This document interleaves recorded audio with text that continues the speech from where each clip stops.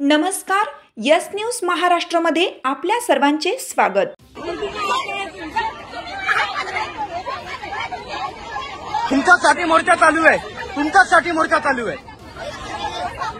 तुमच्यासाठी मोर्चा चालू आहे। बसा बसा बसा। हो हो, अहो कशाला गडबड करताय? अहो तुमच्यासाठी मोर्चा चालू आहे मॅडम। हो थांबा, त्यांना हात लावायचा नाही, त्यांना हात लावायचा नाही, त्यांना हात लावायचा नाही। हो त्यांना हात लावायचा नाही मॅडम।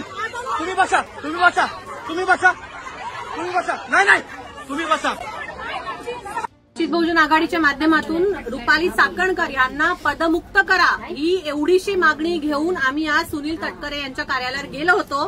राजकीय कार्यालयावर जाण्याचा एवढाच हेतू होता, कारण त्या स्वतःहून तर काही राजीनामा देणार नाही। आपण बघितलं मागच्या एवढ्या दिवसांमध्ये त्यांनी काय तमाशा लावलाय। किमान सुनील तटकरे यांनी त्यांची जबाबदारी समजून त्या महिलेला तिथून पदमुक्त केलं पाहिजे। रेझिग्नेशन वगैरे विषय संपला, आता त्यांना त्या पदावरून खालीच खेचावं लागणार आहे। ही मागणी घेऊन शांतपणे आमच्या महिला तिथे जात होता।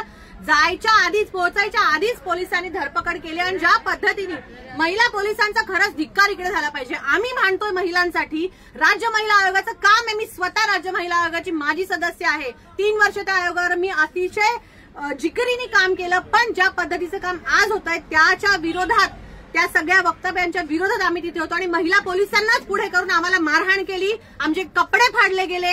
आमच्या अध्यक्ष स्नेहलताई त्यांना मारहाण केली गेली आणि त्यांच्या हातातून कंटिन्युअसली रक्त जात आहे। तरी पण अजून आम्हाला आझाद मैदानला आणले, तरी पण अजून डॉक्टर आलेले नाहीयेत।